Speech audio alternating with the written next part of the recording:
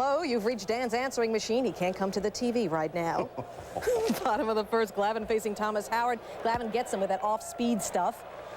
To the bottom of the fourth, Glavine would have a little help. Chris Sabo drilling one. There is Ryan Klesko going back, makes a great catch, but then hits the wall. He was okay. He stayed in the game. He's a baseball player. Of course he stayed in. Top of the fifth, Braves up 1-zip. Jermaine Dye taking John Smiley deep for his third home run of the year. It put the Braves up 2-0. Still in the fifth now. Keep an eye on the right side. Marquise Grissom, he's fast. He shows us how fast he steals home. We have to show it to you again. Grissom had a great jump. He's halfway down the line before the pitch is thrown.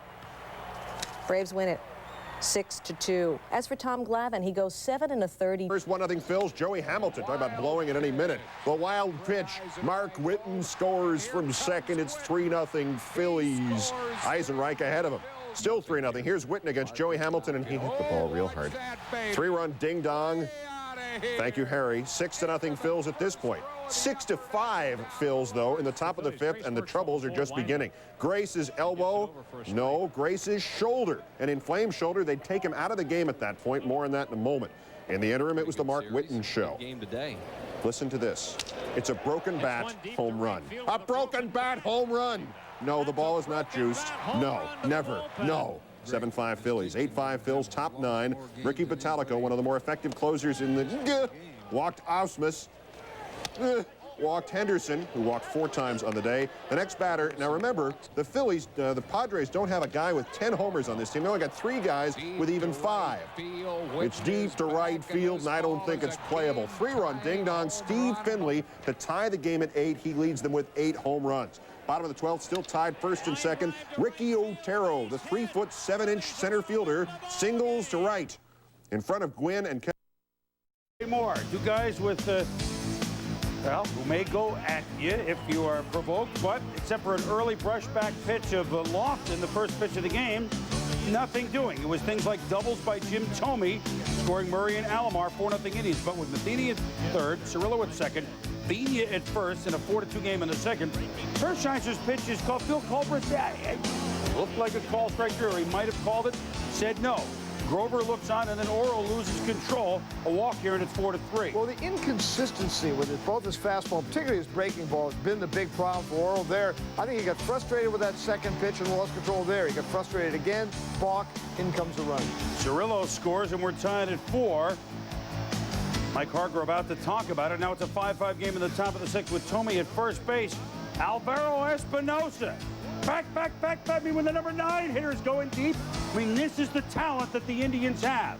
The home run off Scott Good Dog Carl made it 7-6. Manny Ramirez. Brewers in a minute.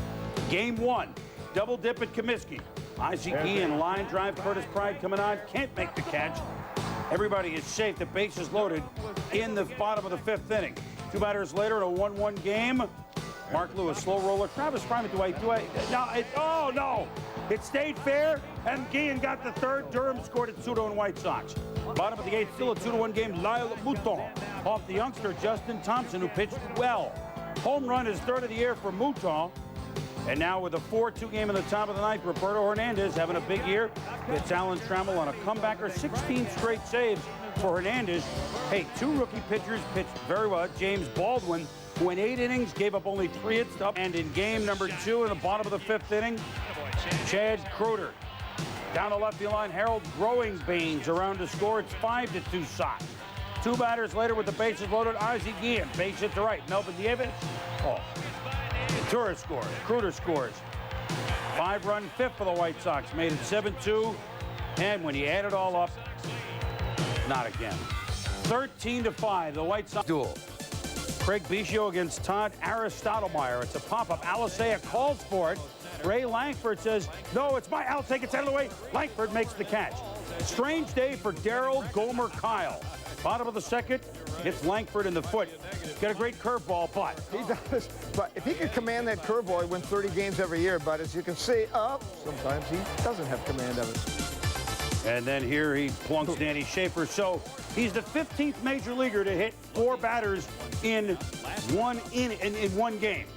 I don't know if that's great. Todd Stottlemyre gets out of a jam. Well, he's the money guy on this staff, the toughest guy, and great stuff listen, they just won 5 out of 6 from the Astros, got themselves back in the race. He gets his first win at home. He was great on the road. This is Tom Lava Lampkin, and he hit a cleanup. And then Dan Peltier, called up just a week ago, sits on a Martinez fastball. Javier and Dunston score 2-0 Giants.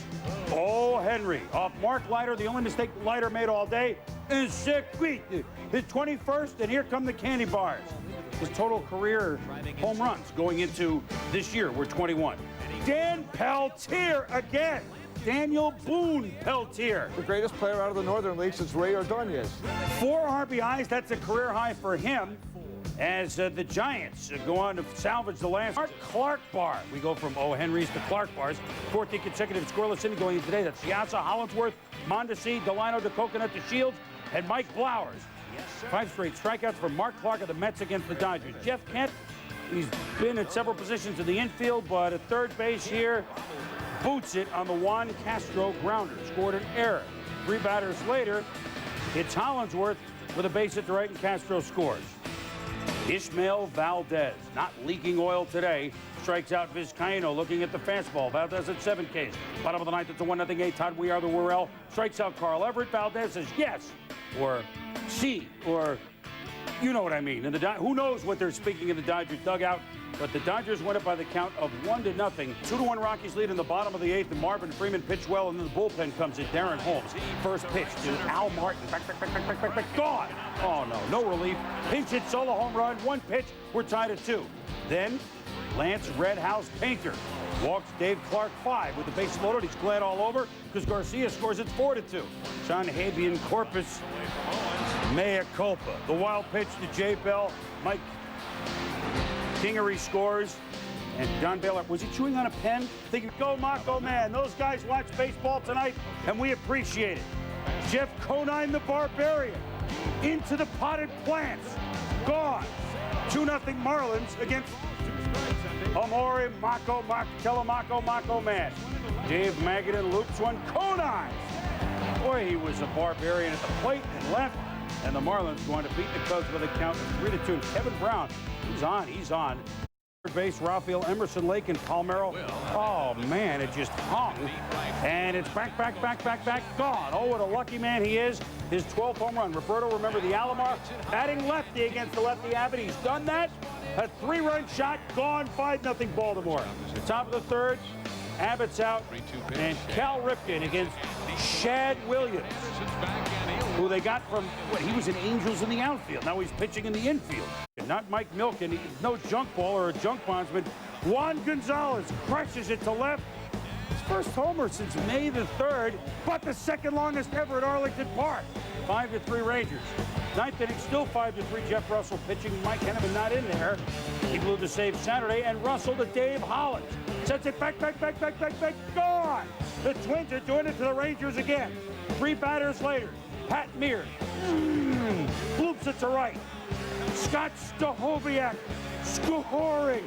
And the Twins, 2 straight days winning in the 9th inning, beat the Rangers 6-5 as Jeff Russell can't tame the Twins in inning number 9. Pat getting closer to Mahomes started that game, by the way. Yankees and the A's. Terry Grapes of Wrath Steinbach, a classy catcher. Base hit. Ruben Rivera comes up throwing. Oh, man. Guns of Navarone on that team.